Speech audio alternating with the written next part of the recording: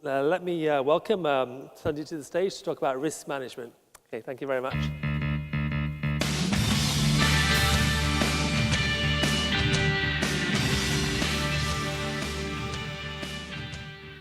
Good afternoon, everyone. I'm glad to see there are still few people left in the hall. I thought I might have to go and do some recruiting in the corridors. But given it's the last presentation of the day, there are a lot of slides, but I'll go through quite quickly. I just wanted, the topic is risk management in energy projects, but what I want to just share with you is the approach of one investor, who's IFC, both as a lender and an equity investor in looking at power project financing in emerging markets. So first, a couple of words about the IFC. We're the International Finance Corporation, and we're the private sector arm of the World Bank Group. As you know, the World Bank Group has 5 arms. The 3 big ones are the bank, which lends to governments. There's MIGA, that does political risk insurance, and IFC, which focuses on lending and investing in private sector projects, all in emerging markets. So in the power sector, what have we done? We've looked at, we have over 300 investments in 65 countries over the past few years, and I would say that our exposure has been increasing over the last 5 years in particular. We've done generation, transmission, distribution, early stage, and investments in funds as well. There are a couple of our fund investee companies that have actually made presentations at this forum. We look at, we're very comfortable in markets under reform because we leverage our links with the World Bank and our shareholders, who are all governments, to be able to assist those governments with the reform process. And that's where we feel comfortable doing sort of the first-in-kind projects. 2/3 of our business is climate change, climate-related, and that proportion, I think, will increase over the next 5 to 10 years. So this just gives you an idea of the different subsectors that we invest in this space.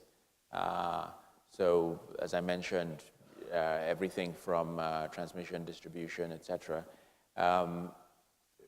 Coal, we don't do coal projects anymore, even though it's quite a large chunk of our portfolio. We'll do it on a sort of one-off basis. And as I said, if you look at the wind, hydro, renewable energy through PE funds, that's quite a big proportion now of our portfolio. And this just tells you the breakdown of the portfolio, of our portfolio by regions. So in East Asia and the Pacific, 16% of our investments are in this region. And when I show you the numbers of projects, you'll see between East Asia and Pacific and South Asia as one large region is where we've got the bulk of the investments that we've done. This just shows you a range of the sponsors that we've worked with across these different markets, from global clients to local clients, regional clients, and then the emerging renewable energy companies. In Asia, we've done some pioneer investments. So in the Philippines, first IPPs, in India, first private transmission company. We looked at smart grid investments, etc. And this, as I mentioned, we've been able to do this to get comfortable in markets that are the early stage of reform. And renewables, we're doing the same sort of thing where we've come in early. We're quite comfortable with putting in early stage equity. We're quite comfortable with doing smaller transactions in the renewable energy space. We've done pre-IPOs. As I mentioned, we've done investments through funds, and this just gives you a range of some of the sort of pioneering investments that we've done worldwide. I wouldn't stay too long on this. Some of the awards that IFC has won. So this, in a snapshot, is the approach that we take to analyzing our investments in the sector. So these are the tools, if you will, that we have. We have a wide range of financial products.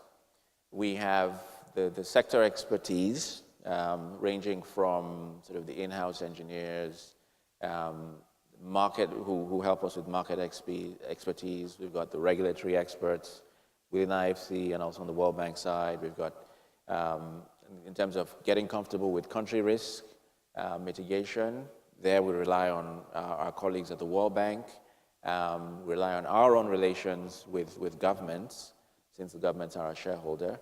And then we have this unique role, I think, which we play in the financing world, which is as a neutral broker. So especially when you find situations where you've got an international investor partnering up with a local investor, IFC can play as sort of a neutral broker role. Environmental and social risk management, we wrote the Equator Principles, which are modeled after the IFC standards and which are now very widely used. So we have those standards that we apply. It's an approach to looking at the environmental and social risks in investments across sectors. And we have the advisory services product, which helps us to access donor funding, which we can use for concessionary support if necessary. And that usually happens in a, I would say, frontier market with a very small investment, but where we think there's a high developmental impact. Those are the situations where we'd actually use some of this concessionary support. And then we have programs to help with corporate governance, community development, etc. So those are the range of tools that we work with, and that we offer those tools to the lenders, if it's in a debt transaction, to banks and other lenders that we work with, and to equity investors, co-investors. As I mentioned, you use the full range of financial products, so ranging from senior debt all the way to straight equity. And concessionary financing I spoke about already. This is one way that we help to get banks comfortable, or more comfortable, I should say, to come in alongside us into a project as lenders. And so IFC would act as, it's a B-loan program, IFC acts as a lender of record, and then the banks come in behind us. There's only one loan agreement that the borrower has to deal with. And the participants have a range of benefits from being with IFC in this structure. I guess the most important is the withholding tax exemption. Sometimes the sort of reserve requirements are also lessened when the banks come in through this structure. And this just gives you a range of some of the B-loan transactions that we've done in the power sector. I mentioned earlier that we feel comfortable coming in with very early equity. So we have a unit called Infra Ventures, which acts as a developer. And so what we do with Infra Ventures is we sign a co-development agreement with a developer. And usually the type of developers we're partnering with range from very large corporates that want to have a party share the risk, development risk with them, to small developers who are very experienced people, but just don't have the financial stamina to see the project through the development stages. So IFC will come in there as a co-developer and will then help to work through the development phase. If it's getting permits, licenses, land acquisition, etc., putting the financial and legal documents together, and taking it and helping to source debt and equity. And in those situations, we can actually come in as a lender and stay in also with an equity shareholding.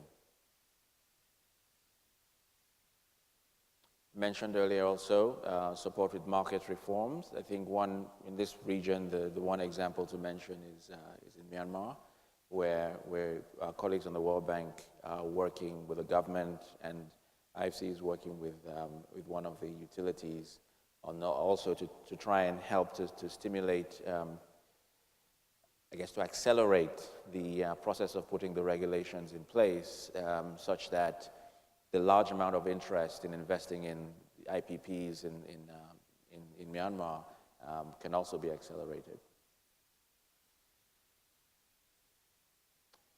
These are some of the tools I mentioned earlier on, the equator principles that we have. These are some of the areas that we look at. And we have a full team that helps to work with sponsors. Now, there's some sponsors that don't really need this type of support because they have the in-house ability to do this. But we provide this sort of support for across our investments. So using that range of tools, how do I sort of summarize the kind of what we think are the key elements for a successful financing? So we want to make sure that the co-sponsor, the operator is putting equity at risk, so they've got skin in the game as well. We want to make sure that the process by which the land and the permits and the concession was secured has been a transparent one.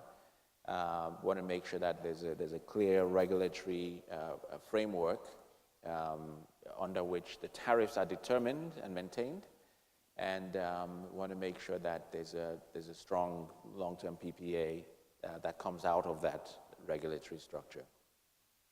We want to make sure that it's a competitive power generation product.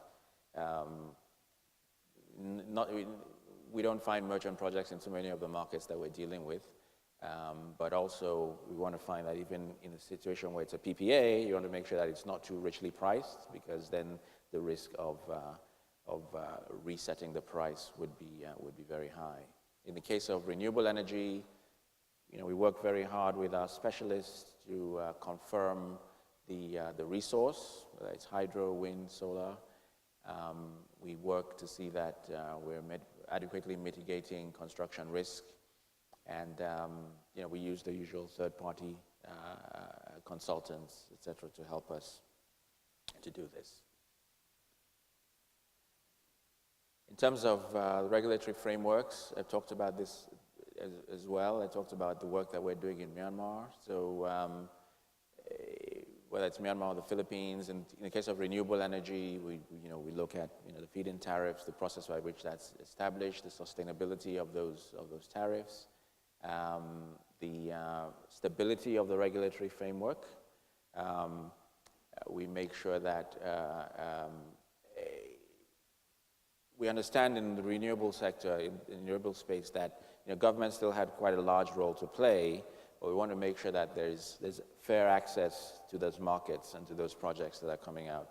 And in the hopefully unlikely situation that regulatory changes arise, we can then leverage our relationships with the government as our shareholders, with the host governments as our shareholders, to help to basically convene the stakeholders and work through any challenges that may arise.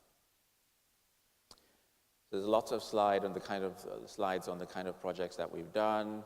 I'll just speak on a few. So in case of hydro, we want to make sure that the project is getting long enough maturities to match the asset life. As I mentioned, if there's merchant risk, we want to make sure that it's adequately mitigated. We're quite comfortable with taking merchant risk. I think it's in some of the Latin American markets that we've done that. I've mentioned construction risk, what we use to mitigate that, and also the environmental and social risk management issues, especially if there's any sort of large-scale relocation that's required. For wind projects, I talked about this. We structure the right type of debt or sub-debt or equity that takes into account the wind risk, for example. And we're able to mobilize concessional financing where appropriate, if it's a very, very early stage or very early in the stage of market opening where this project is taking place. Solar, we've got quite a lot of experience here. I think for solar, concessional financing, we don't really see that as being needed. We have strong relationships with suppliers, and the sponsor should have a strong relationship with suppliers. And we're quite comfortable with doing smaller solar projects to utility scale plants. In geothermal, I mentioned that we work hard to understand the resource risk and structure to allow that, to allow for the higher resource risk that we have in the development of solar projects.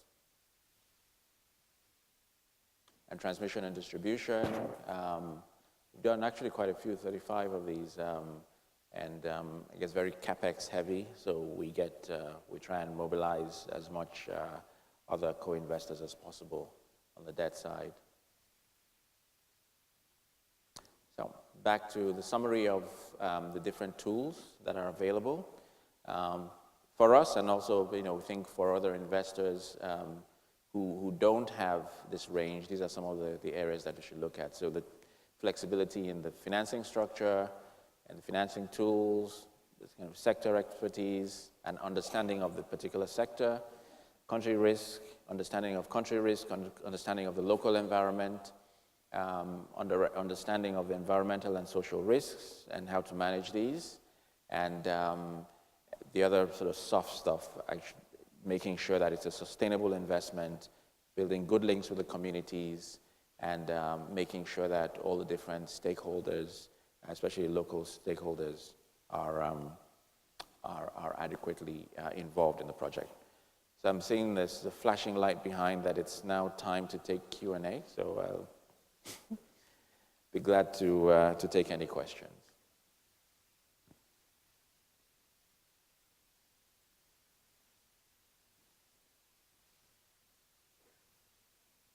Nope. All right. Well, thanks very much for your patience.